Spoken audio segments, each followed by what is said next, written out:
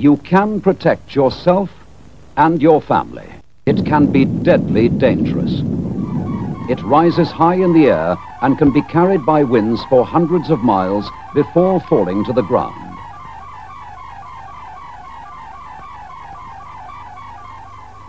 Later on, we will show you what steps to take.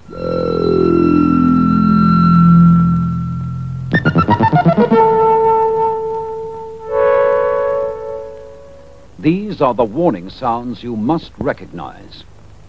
First, the attack warning. The sirens will sound a rising and falling note like this.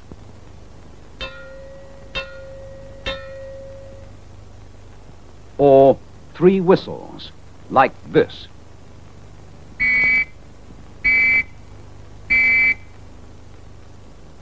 Warnings will also be broadcast. When the immediate danger is past, the siren will sound a steady note like this.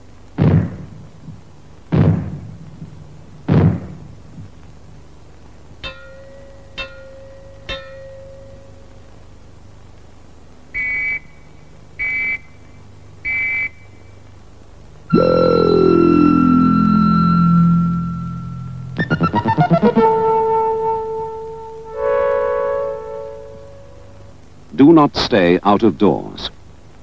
If you are caught in the open, lie down. You will hear 3 bangs in short succession, like this.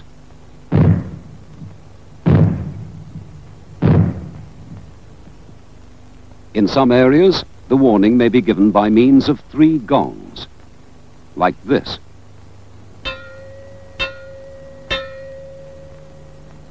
Or you may hear 3 whistles, like this.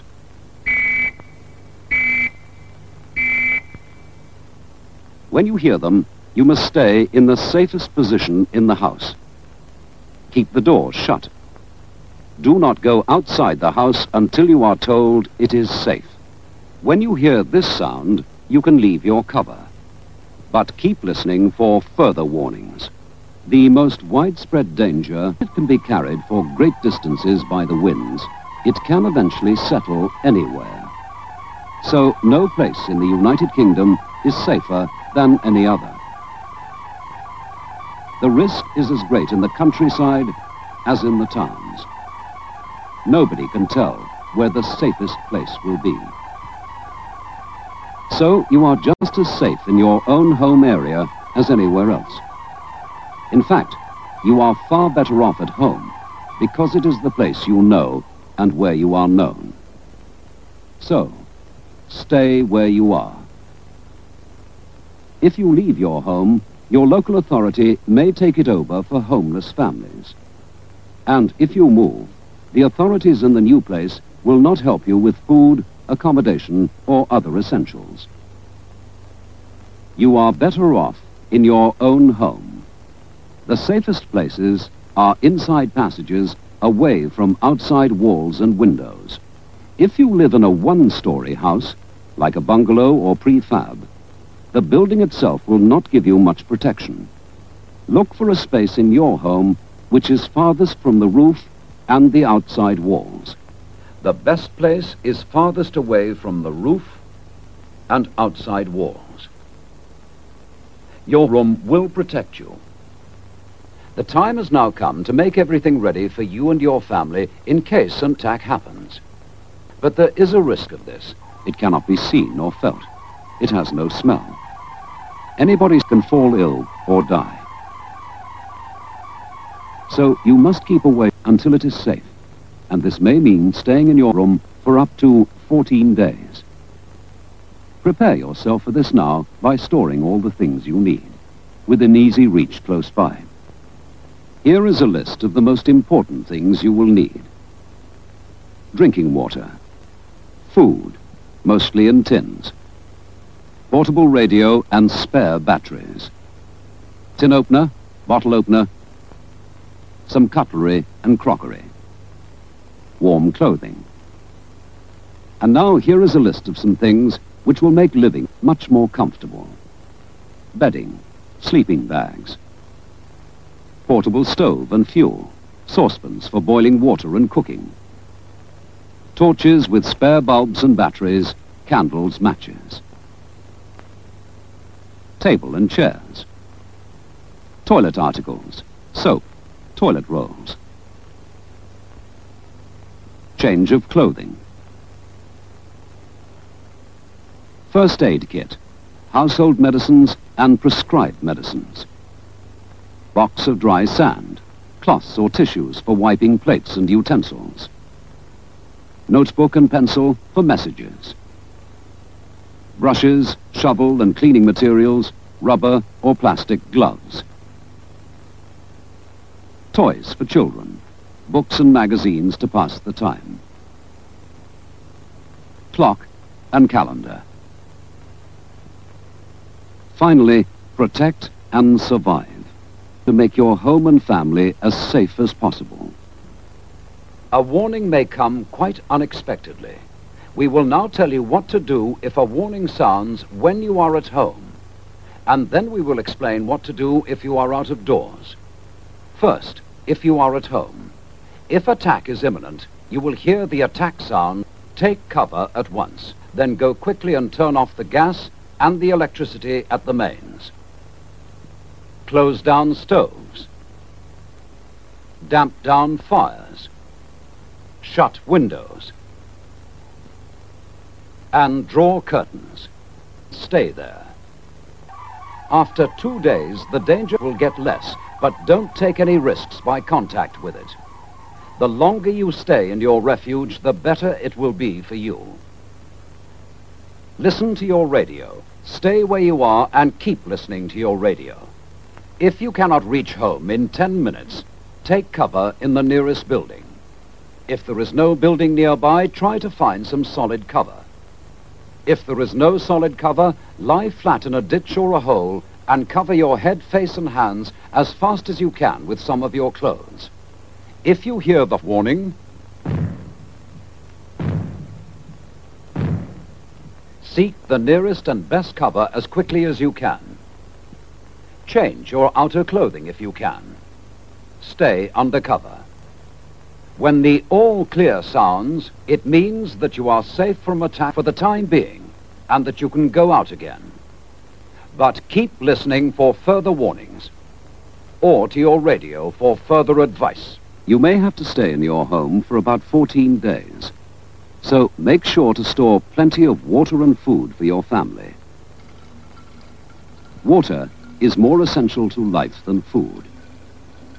You can live for a long time with a little food if you have enough water or liquids to drink. How much is enough?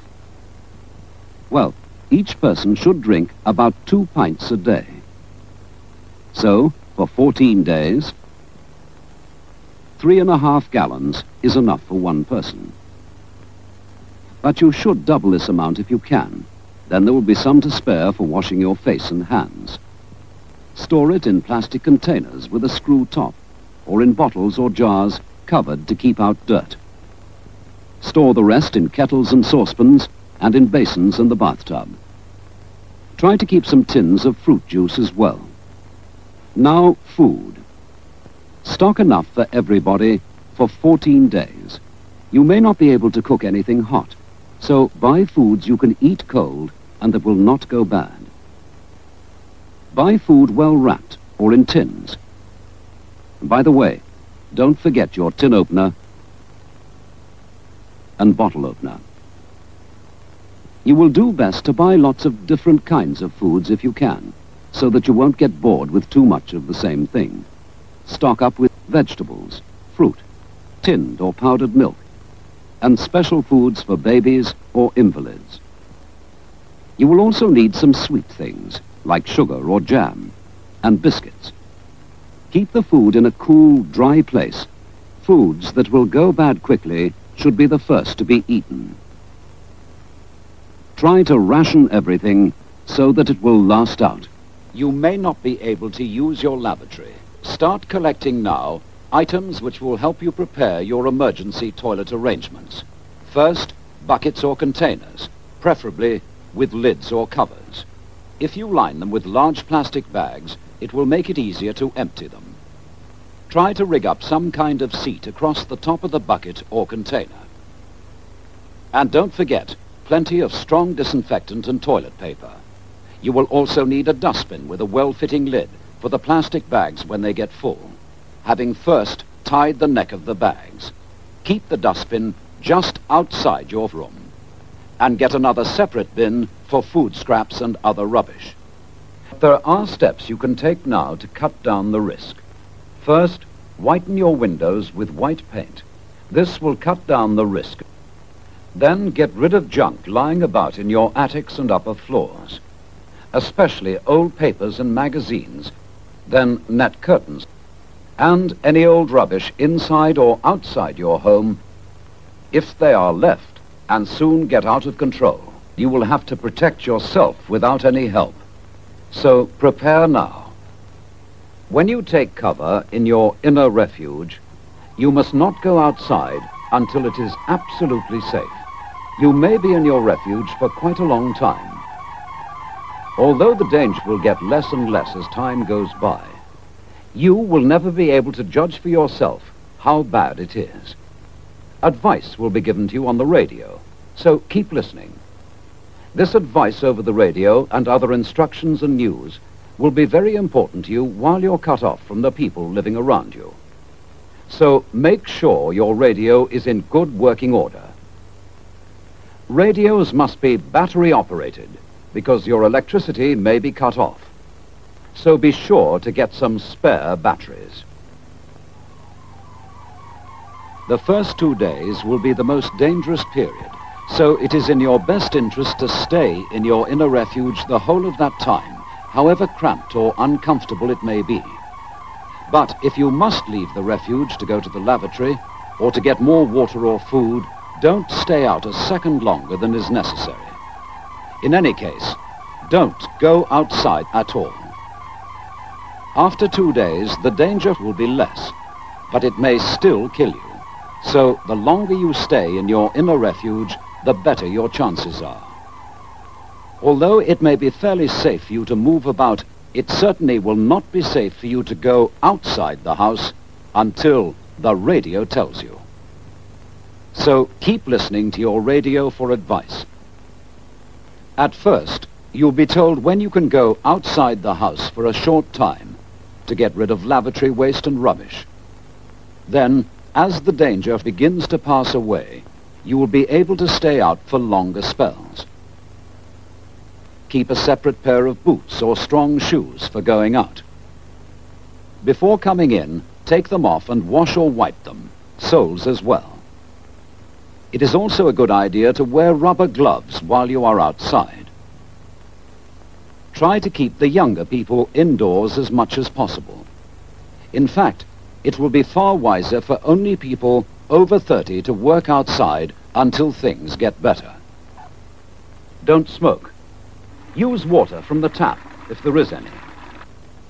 When you are satisfied that the inside is safe, check the outside of the house and make sure that you are safe. Earlier we told you what to do to prepare emergency lavatory arrangements.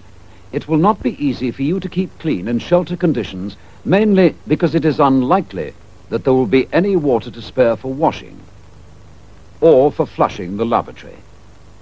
But cleanliness is essential to prevent sickness, and here are a few simple rules to help you. All toilet containers should be covered when they're not in use. Pour in some disinfectant. It will cut down the smells and keep off flies. When you have used the bucket lavatory, wipe your hands with toilet paper soaked in a little mild disinfectant. Throw the paper into the container and put the lid on. Keep an eye on small children and see that they do the same as you to keep clean. Don't let the bucket get too full. If you have lined it with a plastic bag, tie the neck tight before lifting it out. And put it in a separate dustbin. Put a fresh plastic bag into the bucket with a few drops of disinfectant. Cover the bucket with a lid. When it is safe to do so, take the dustbin and its contents outside the house. Remove the waste and bring the empty bin back. Food scraps, empty tins and other rubbish should be wrapped up tightly in newspapers and put in a separate dustbin. Keep the lid on. If you have got only one dustbin, use that for toilet waste only. Put all other rubbish separate in plastic bags or paper until you can take it outside the house. Keep your hands as clean as possible. Wear rubber gloves for dirty work. Try to avoid touching food with your hands as much as possible. Keep your knives and forks, plates and cups, etc. clean. Your life may depend entirely on what you have stored. Keep it clean by covering the containers. Don't waste water on washing or anything else. If you must use water for cooking, use as little as possible. If you heat cans of food in a saucepan of water, don't throw the water away. It can be used over and over again. By the way, make sure you pierce the top of the can before heating. Dip your dirty knives and forks into the pan while the water is still hot. Water is life. Save it. You should by now have built up an emergency reserve of tinned food or other foods that don't go off quickly and that can be eaten cold. And remember to keep them well covered to protect them. Wipe the tins, packets and bottles. You may not be able to replace your stocks of food for a long time, so make them last. Most of the time, you'll be resting in your fallout room and you won't need to consume much food. Eat the smallest amount you can get by with and plan meals carefully so that there is no waste. Wrap open tins and loose foods. Prepare small amounts at a time. You may not be able to replace your stocks for a long time, so ration food carefully. After the all clear has been sounded, arrangements will be made as soon as possible to treat any people. Listen to your radio. Details will be given about what to do, when to do it, and how. If anyone dies, move the body to another room in the house. Label the body with name and address, and cover it as tightly as possible in polythene, paper, sheets or blankets. Tie a second card to the covering. The radio will advise you what to do about taking the body away for burial. If, however, you have had a body in the house for more than 5 days, and if it is safe to go outside, then you should bury the body for the time being in a trench or cover it with earth and mark the spot of the burial.